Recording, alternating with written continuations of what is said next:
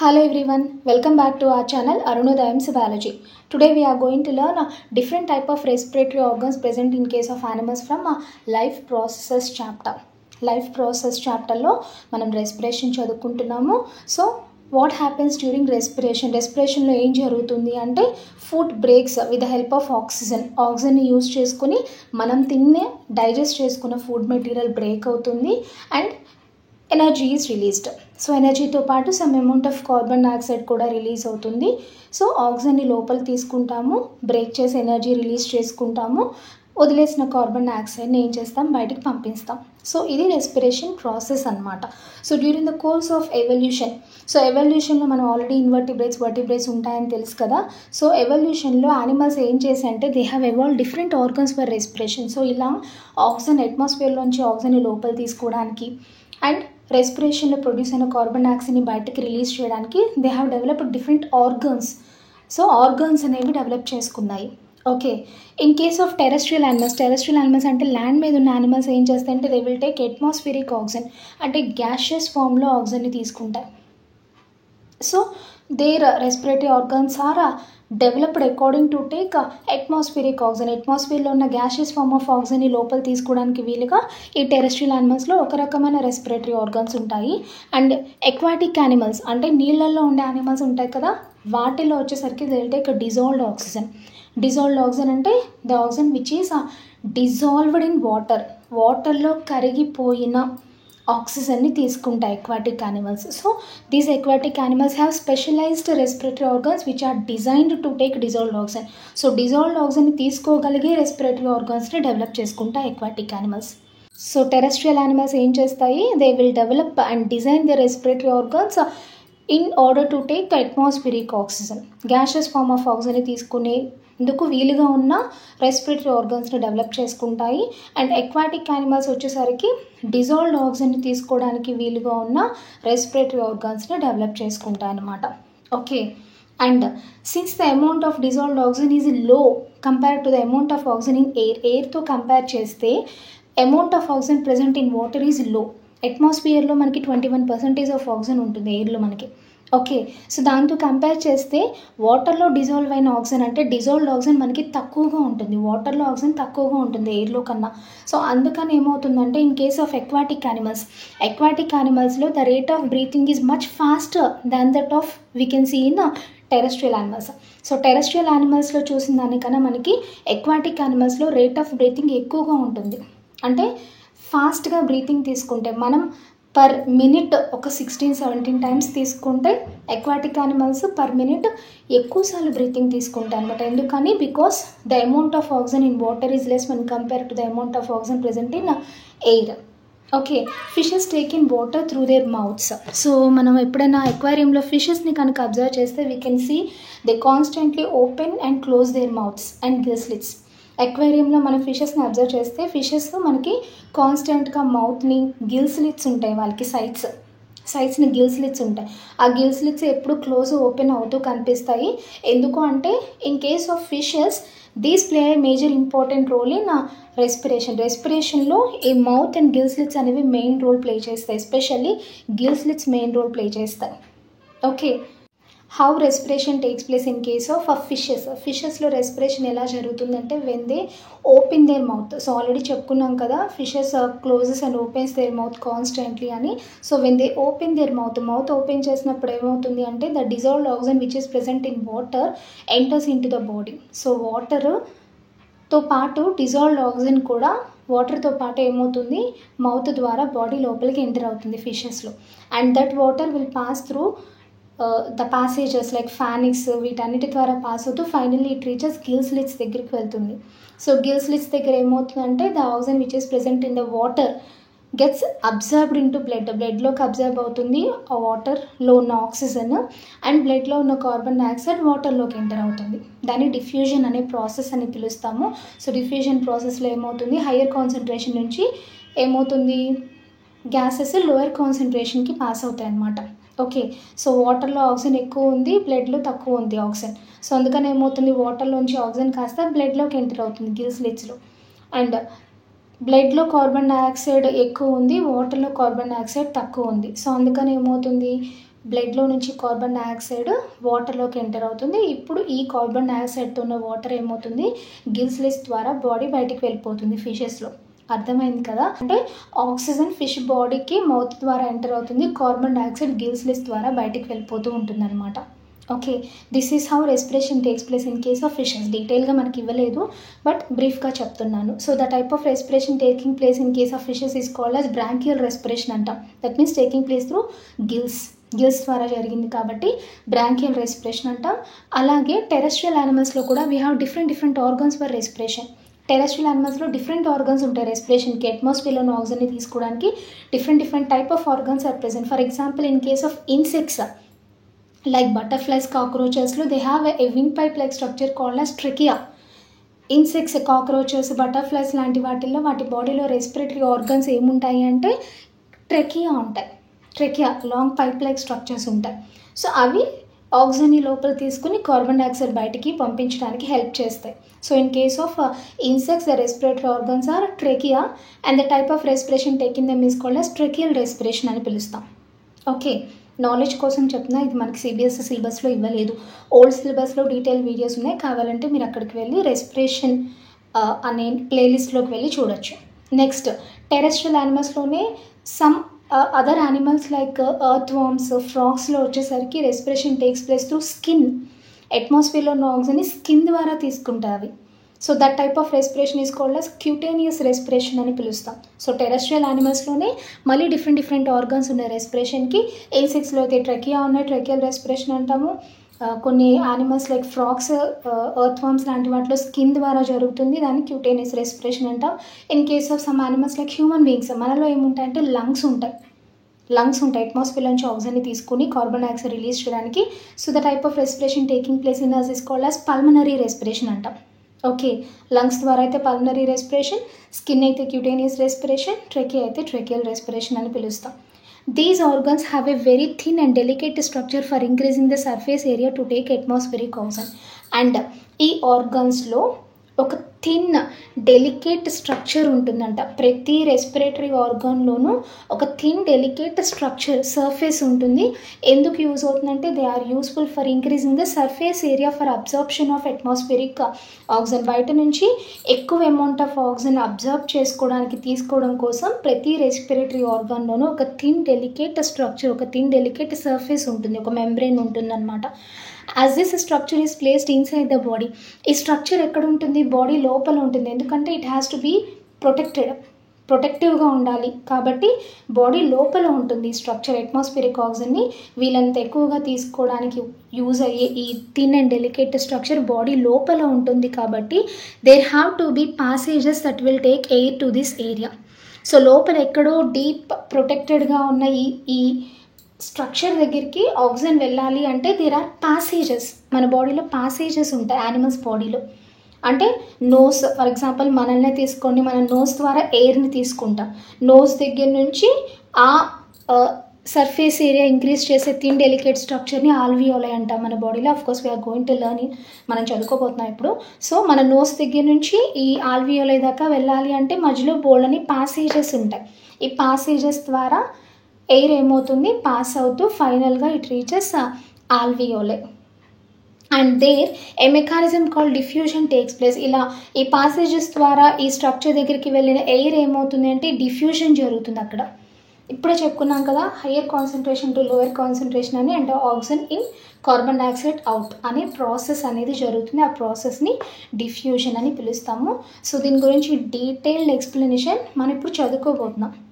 Okay, ఎలా human బీయింగ్స్లో ఎగ్జాంపుల్గా తీసుకుని చదవబోతున్నాం. How respiratory organs are present in human body, how they function, అవి ఎలా ఫంక్షన్ చేస్తాయి, ఎలా రెస్పిరేషన్ జరుగుతుంది, ఎలా ఆక్సిజన్ లోపలికి వెళ్తుంది, ఎలా కార్బన్ డైఆక్సైడ్ బయటికి వెళ్తుంది అనేది we're taking human respiratory system as an example and we're going to discuss it now. Let us learn about a human respiratory system. Human respiratory system. So this is human respiratory system. ఇది కూడా ఒక track లాగా ఉంటుంది, like human digestive system. ఒక ట్యూబ్లా ఉంది కదా human digestive system, that's why we're calling that as digestive tract. So అలాగే రెస్పిరేటరీ సిస్టమ్ కూడా మనకి ఒక ట్యూబ్ లానే ఉంటుంది, that's why we're calling this as respiratory tract. Respiratory tract. It contains so many organs, చాలా ఆర్గన్స్ ఉంటాయి. ఇవన్నీ కూడా ఎలా ఫంక్షన్ చేస్తాయో let us have a look. First of all, air from outside enters into our body through nostrils. Actually మనం ఆక్సిజన్ని లోపల తీసుకోవాలి. Oxygen అంటే ఉత్త ఆక్సిజన్ తీసుకోలేముగా, ఎయిర్ని తీసుకుంటాం. So when we breathe in, మనం ఊపిరి పీల్చుకునేటప్పుడు డ్యూరింగ్ ఇన్స్పిరేషన్ అంటాం. లోపలికి గాలి తీసుకోవడాన్ని ఇన్స్పిరేషన్ అంటాం. So during inspiration, that means during breath in, లోపల తీసుకునేటప్పుడు ఏం చేస్తాం, we will take air in to our body through the nostrils present in our nose. Our nose has 2 nostrils, 2 openings. మన నోస్కు ఉండే 2 openings-ని nostrils అని పిలుస్తాం, nostrils. So through these nostrils the air enters into our respiratory tract. మన respiratory tract-లోకి enter అవుతుంది. Through these nostrils the air first enters into the cavity present in the nose called as a nasal cavity. నోస్లో ఉండే క్యావిటీని nasal cavity అని పిలుస్తాం, nasal cavity. So air nasal క్యావిటీలోకి enter అవుతుంది first. And here in the nasal cavity the air is filtered by fine hairs present in the passage. So ఇక్కడ ఈ nasal cavity చుట్టూతా ఉన్న లైనింగ్ పొర ఉంటుందన్నమాట. దీని మీద మ్యూకస్ అనే ఒక పొర ఉంటుంది. సో ఇక్కడ ఏముంటాయంటే we have so many hairs, చిన్న చిన్న హెయిర్స్ ఉంటాయి మనకి నోస్లో.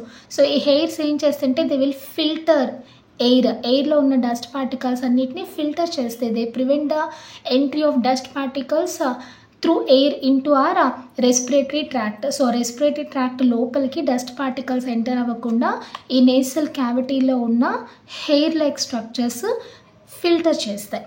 And along with this hair the passes is also lined with mucus which help in the process. దీంతో పాటు మనకి ఈ చుట్టూతా ఒక పొర ఉంటుందని, మెంబ్రెయిన్ ఉంటుందని చెప్పాను కదా. This membrane is nothing but mucus membrane. Mucus membrane అంటే తేమని ప్రొడ్యూస్ చేసే ఒక membrane.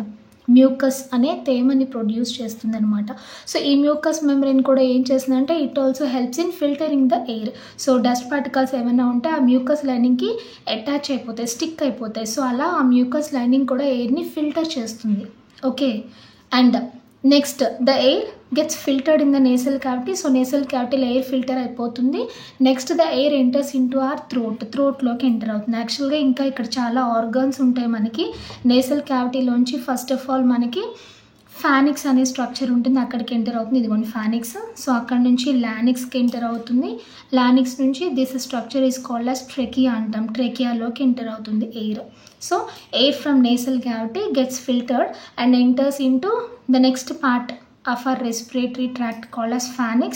From pharynx to larynx. Larynx means nothing but sound box అంటాం. సో ఈ సౌండ్ బాక్స్లో నుంచి మనకి ట్రెకియాలోకి ఎంటర్ అవుతుంది.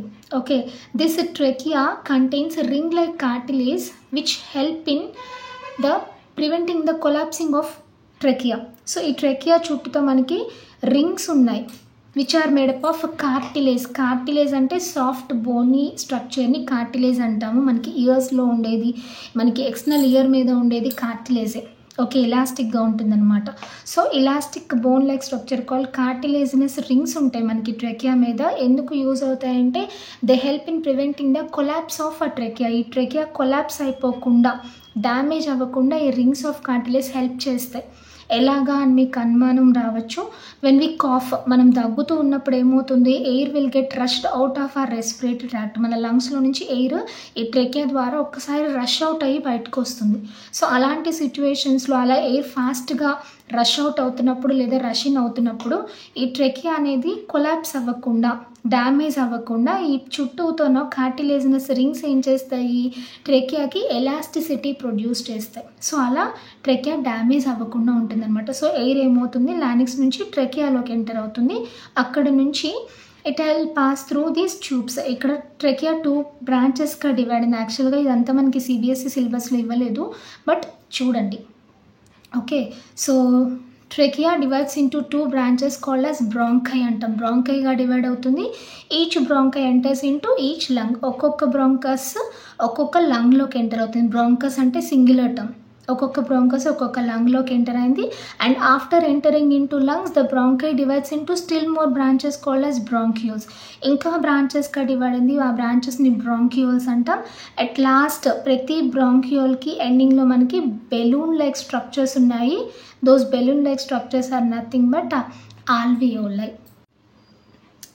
See, these are alveoli. Balloon-like structures or air sac-like structures present at the end of bronchioles is called alveoli. Bronchioles కి ending లో మనకి బెలూన్ లైక్ స్ట్రక్చర్స్ ఉంటాయి, ఎయిర్ సాక్ లైక్ స్ట్రక్చర్స్ ఉంటాయి, వాటిని alveoli అంటాం, plural term. alveolus is a singular term. So these alveoli are called as a structural and functional unit of lungs. So lungs మొత్తంలో ఇవి కొన్ని millions of alveoli ఉంటాయి.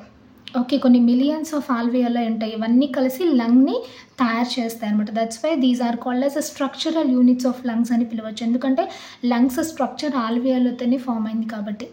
And these alveoli are also called as functional units of lungs also. Why? Because అసలు lungs function ఏంటి? Exchange of oxygen and carbon dioxide కదా, oxygen లోపలికి, carbon dioxide బయటికి వెళ్ళాలి. సో ఈ ఫంక్షన్ అనేది ఎక్కడ జరుగుతుంది? ఈ alveolusలోనే జరుగుతుంది. అందుకని these alveoli are called as a functional units of our lungs అని పిలుస్తాం. Okay, already we have learned that the special structure present in the respiratory organs contains very thin and delicate membrane. So మనకి respiratory ఆర్గన్స్లో ఒక special structure ఉంటుంది, ఒక special surface ఉంటుంది, అది చాలా థిన్గా డెలికేట్గా ఉంటుంది అని చెప్పుకున్నాం కదా. సో ఈ alveoli కూడా they are also covered with very thin and delicate membrane. ఈ alveoli ఒక థిన్ అండ్ డెలికేట్ మెంబ్రెయిన్తో కవర్ అయి ఉంటాయి. And these alveoli are connected to a lot of blood vessels. Network of blood vessels ఉంటాయి ఈ alveoliకి connect అయ్యి, మనకి బోల్డ్ అన్ని బ్లడ్ వెజల్స్ ఉంటాయి అన్నమాట. సో ఇక్కడ ఏం జరుగుతుంది అంటే the air which we take from outside, బయట నుంచి ఏదైతే ఎయిర్ మనం తీసుకున్నామో ఆ ఎయిర్ ఏమవుతుంది, బ్రాంకియోస్ నుంచి alveoliకి ఎంటర్ అవుతుంది. ఇక్కడ నుంచి ఏమవుతుంది అంటే actually exchange of gases takes place. ఎలా జరుగుతుందో చూడండి. The air which we breathe in enters into alveolus. This is alveolus. ఇది alveolus which is having thin and delicate membrane. ఒక delicate membrane తో ఉంటుంది. And it is connected with so many network of blood vessels అని చెప్పుకున్నాం. Extensive network of blood vessels ఉంటాయి. So ఇది ఒక blood vessel, చాలా బ్లడ్ వెజల్స్ అటాచ్ అయి ఉంటాయి ఈ alveolusకి. ఒక బ్లడ్ వెజల్ని ఇక్కడ తీసుకున్నాం. So the air which we breathe in enters into alveolus. So మనం నేసల్ క్యావిటీ నుంచి ఫానిక్స్, లానిక్స్, ట్రెకియా, బ్రాంకియోల్స్ అన్నీ దాటి ఎయిర్ ఏమవుతుంది, alveolusలోకి ఎంటర్ అవుతుంది. ఇక్కడ వచ్చేసరికి ఏమవుతుందంటే diffusion process takes place for exchange of gases. So అది కూడా మనం ఇంతకుముందు చదువుకున్నాం డిఫ్యూజన్ గురించి. సో ఏమవుతాయి, molecules move from hire concentration to lower concentration, isn't it? So మనం ఎయిర్ ఏదైతే లోపలికి తీసుకున్నామో అంటే alveolusలో ఉన్న ఎయిర్లో ఏమవుతుంది అంటే the concentration of oxygen is high when compared to the amount of oxygen present in a బ్లడ్లో ఈ చుట్టూతా పక్కన ఉన్న బ్లడ్ వెజల్స్లో ఉన్న బ్లడ్లో ఆక్సిజన్ కాన్సన్ట్రేషన్ అనేది తక్కువ ఉంటుంది when compared to the oxygen present in the air in alveolusలో ఉన్న ఎయిర్లో ఉన్న ఆక్సిజన్ ఎక్కువ ఉంటుంది, బ్లడ్లో ఉన్న ఆక్సిజన్ తక్కువ ఉంటుంది. సో ఏమవుతుంది, డిఫ్యూజన్ అనే ప్రాసెస్ ద్వారా air moves from hire concentration to lower concentration. That means alveolus నుంచి ఆక్సిజన్ ఏమవుతుంది, ఈ మెంబ్రెయిన్స్ అన్ని దాటుకొని ఇట్ ఎంటర్స్ ఇంటూ బ్లడ్ వెజల్స్లో ఉన్న బ్లడ్లోకి ఎంటర్ అవుతుంది. Likewise, carbon dioxide also moves. Carbon dioxide ఏమవుతుంది, the air which is present in the alveolus has a less concentration of carbon dioxide. బయట నుంచి వచ్చిన ఎయిర్లో అంటే alveolusలో ఉన్న ఎయిర్లో కార్బన్ డైఆక్సైడ్ తక్కువ ఉంటుంది when compared to the blood present in the blood vessel. Blood వెజల్లో ఉన్న బ్లడ్లో కార్బన్ డైఆక్సైడ్ ఎక్కువ ఉంటుంది. ఎందుకని, మనం రెస్పిరేషన్ చేసుకున్నప్పుడు ఫుడ్ బ్రేక్ అయ్యి ఎనర్జీతో పాటు కార్బన్ డైఆక్సైడ్ రిలీజ్ అవుతుంది కదా. సో కార్బన్ డైఆక్సైడ్ అనేది ఎక్కువ ఉంటుంది బ్లడ్లో. సో డిఫ్యూజన్ అనే ప్రాసెస్ ద్వారా carbon dioxide moves from higher concentration to lower concentration, అంటే it moves from blood vessel to alveolus. So ఇలా ఎక్స్చేంజ్ ఆఫ్ గ్యాసెస్ జరుగుతాయి ఇన్ alveolus. అర్థమైంది కదా మీకు? Oxygen is present in higher concentration in alveolus. So it moves from alveolus to blood vessel. Okay, likewise carbon dioxide concentration is more in blood than that of present in alveolus. So carbon dioxide moves from blood vessel into alveolus. So again ఏమవుతుంది, ఇక్కడ నుంచి ఎయిర్తో పాటు when we breathe out, expiration అంటే మనం ఊపిరి బయటికి వదిలేటప్పుడు same ఏమవుతుంది, ఎయిర్ కాస్త మళ్ళీ బయటికి వెళ్తుంది. సో డ్యూరింగ్ ఎక్స్పిరేషన్ alveoli నుంచి కార్బన్ డైఆక్సైడ్తో ఉన్న ఎయిర్ ఏమవుతుంది, it enters into bronchioles to bronchus నుంచి trachea to larynx to pharynx to nasal cavity నుంచి నాస్ట్రిల్స్ ద్వారా the air will move out, బయటికి వెళ్ళిపోతుంది. సో ఇలా మనకి రెస్పిరేటరీ ట్రాక్లో ఆక్సిజన్ లోపలికి, కార్బన్ డైఆక్సైడ్ బయటికి ఇలా వెళ్తుందన్నమాట. Okay, and during this expiration and inspiration process మనం ఇన్హేల్ చేస్తున్నాం కదా, ఎయిర్ని బ్రీత్ ఇన్ బ్రీత్ అవుట్ చేస్తున్నాం కదా. సో అప్పుడు ఏం జరుగుతుందంటే యాక్చువల్లీ డ్యూరింగ్ ఇన్హలేషన్ మనం బ్రీత్ ఇన్ చేసేటప్పుడు అంటే ఎయిర్ని లోపలికి తీసుకునేటప్పుడు ఏమవుతుందంటే యాక్చువల్లీ దీస్ ఆర్ రిప్స్, పక్కటెముకలు. ఈ రిప్స్ ఏమవుతాయంటే దే విల్ లిఫ్ట్ అప్ అవుతాయి. అండ్ ఆ డయాఫ్రమ్ బికమ్స్ ఫ్లాట్ అని, ఇది డయాఫ్రమ్ మనకి యాక్చువల్గా. ఈ డయాఫ్రమ్ ఏమవుతుంది, ఫ్లాట్గా అవుతుంది, రిప్స్ మనకి ముందుకు వస్తాయి. So our chest cavity increases, లోపల ఉన్న మన చెస్ట్ క్యావిటీ ఇంక్రీజ్ అవుతుంది అనమాట. అంటే లంగ్స్ ఎన్లార్జ్ అవుతాయి in order to take air. బయట నుంచి ఎయిర్ని లోపలికి తీసుకోవడానికి గాను మన బాడీలో ఏమేమి చేంజెస్ జరుగుతాయి అంటే అవర్ డయాఫ్రమ్ బికమ్స్ ఫ్లాట్గా అయిపోతుంది. ఆ రిప్స్ మూవ్స్ ఫార్వర్డ్, ముందుకి కదులుతాయి ribs. So chest cavity increases, మనకి చెస్ట్ క్యావిటీ అనేది ఇంక్రీజ్ అవుతుంది. సో లంగ్స్లో స్పేస్ ఇంక్రీజ్ అవుతుంది. So that it can accommodate air which is coming from outside, బయట నుంచి వచ్చే ఎయిర్ని తీసుకొని పెట్టుకోవడానికి, అకామిడేట్ చేసుకోవడానికి మన లంగ్స్ అనేవి ఎన్లార్జ్ అవుతాయి అన్నమాట. Okay, reverse takes place during exhalation. మనం ఎక్సైల్ చేసేటప్పుడు మనకి ఎగ్జాక్ట్గా ఇది రివర్స్ అవుతుంది. అంటే ఏమవుతుంది, ఎక్సైల్ చేసేటప్పుడు డయాఫ్రమ్ ఏమవుతుంది, రిలాక్స్ అవుతుంది, రిప్స్ ఏమవుతాయి, they will come to normal stage, మళ్ళీ వెనక్కి వస్తాయి, చెస్ట్ క్యావిటీ డిక్రీజ్ అయిపోతుంది, air from lungs moves out, లోపల నుంచి లంగ్స్లో ఉన్న ఎయిర్ ఏమవుతుంది, బయటికి వెళ్ళిపోతుంది. సో ఇలా మనకి ఎక్సలేషన్ ఇన్హలేషన్ చేసేటప్పుడు మన బాడీలో చేంజెస్ ఇలా జరుగుతాయి అన్నమాట. ఓకే, అండ్ యాజ్ యూజువల్ ఇందాక చెప్పుకున్నాం కదా, ఆల్వియోలలోకి వచ్చిన తర్వాత ఆక్సిజన్ బ్లడ్లోకి ఎంటర్ అవుతుంది. బ్లడ్లో ఉన్న కార్బన్ డైఆక్సైడ్ అంటే ఎక్కడెక్కడో సెల్స్ దగ్గర ప్రొడ్యూస్ అయిన కార్బన్ డైఆక్సైడ్ మొత్తం బ్లడ్ ఏం చేస్తుంది, బ్లడ్ వెసల్కి తీసుకొస్తే ఆల్వియోలస్ దగ్గరికి, అక్కడ నుంచి మనకి బాడీలోంచి బయటికి వెళ్ళిపోతుంది. So this is a breathing cycle actually. So మన ఇన్హలేషన్ ఎక్సలేషన్ అనేది మనం కంటిన్యూస్గా చేస్తూనే ఉంటాం. సో ఇలా చేస్తున్నప్పుడు మనకి బాడీలో ఈ చేంజెస్ అనేవి జరుగుతూ ఉంటాయి. And remember one thing, during exhalation మనం ఎక్సేల్ చేసేటప్పుడు we will not exhale all the air present in the లంగ్స్లో ఉన్న ఎయిర్ మొత్తాన్ని మనం ఎక్సేల్ చేసేము, బయటికి వదిలేసేము. Okay, actually our lung capacities 5800 ml. 5800 ml of air మన లంగ్స్లో ఉండగలదు. ఓకే, ఈవెన్ ఆఫ్టర్ ఎక్సేల్ చేసినా సరే మనకి 1200 ml ఆఫ్ ఎయిర్ ఎప్పుడు కంటిన్యూస్గా మన లంగ్స్లో ఉండిపోతుంది. ఎందుకు 1200 ml ఆఫ్ ఎయిర్ ఎప్పుడు కూడా లంగ్స్లో ఉంటుంది అంటే this helps in providing sufficient time for oxygen to get observed. So మనం ఇన్హలేషన్కి ఎక్సలేషన్కి తీసుకునే లోపల ఆల్రెడీ ఉన్న 1200 ml ఆఫ్ ఎయిర్ ఏం చేస్తుంది అంటే సఫిషియంట్ టైం మనం తీసుకోవడానికి హెల్ప్ చేస్తుంది.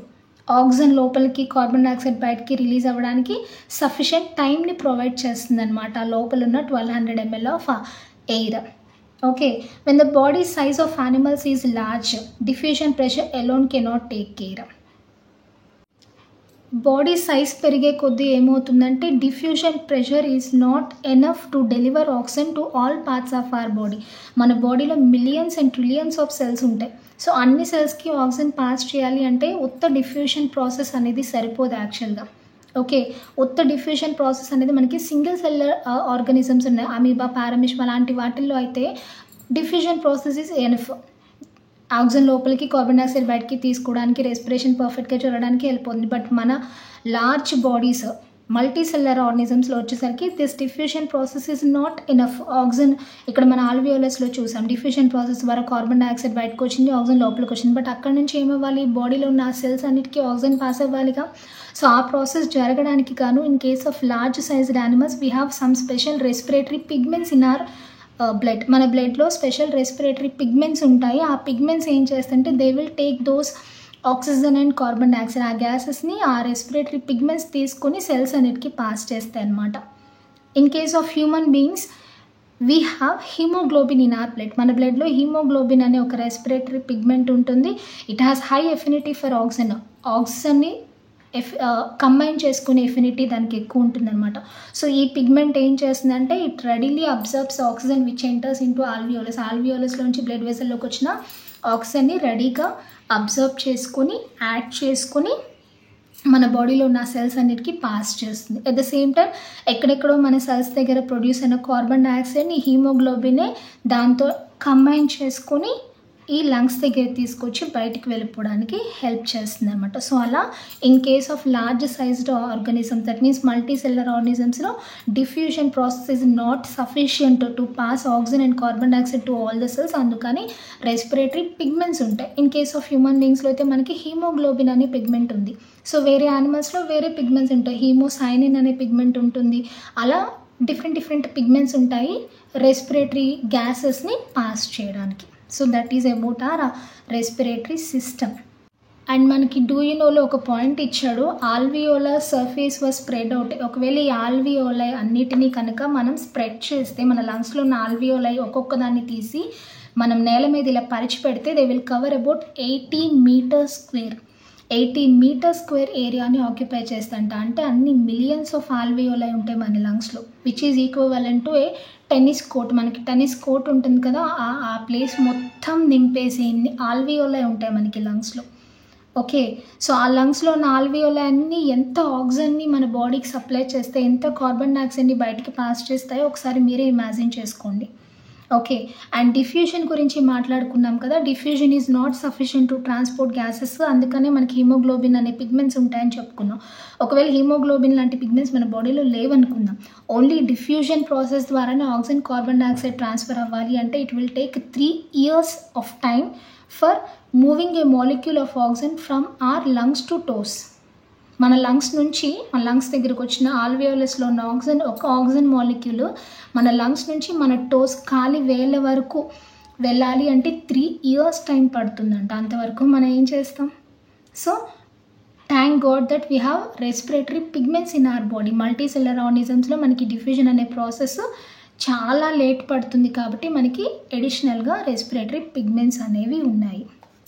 Okay, that is about our topic human respiratory system. మనం ఏం చేసాం? రెస్పిరేటరీ ఆర్గన్స్తో స్టార్ట్ చేసుకున్నాం. టెరెస్ట్రియల్ ఆర్గనిజమ్స్ అండ్ ఎక్వాటిక్ ఆర్గనిజమ్స్లో డిఫరెంట్గా ఉంటాయి. డిజాల్వ్డ్ ఆక్సిజన్ తీసుకుంటాయి, అట్మాస్ఫిరిక్ ఆక్సిజన్ తీసుకుంటాయని. సో అక్కడ నుంచి మనం హ్యూమన్ బీయింగ్స్ని ఎగ్జాంపుల్గా తీసుకుని మన రెస్పిరేటరీ సిస్టమ్ని ఎక్స్ప్లెయిన్ చేసుకున్నాం. ఓకే, ఏమైనా డౌట్స్ ఉంటే నన్ను కమెంట్ సెక్షన్లో అడగండి, నేను క్లారిఫై చేస్తాను. అండ్ ఈ వీడియో కనుక మీకు అర్థమైనట్టయితే లైక్ చేసి మీకు తెలిసిన ఫ్రెండ్స్కి షేర్ చేయండి. Thank you so much for watching. జై హింద్.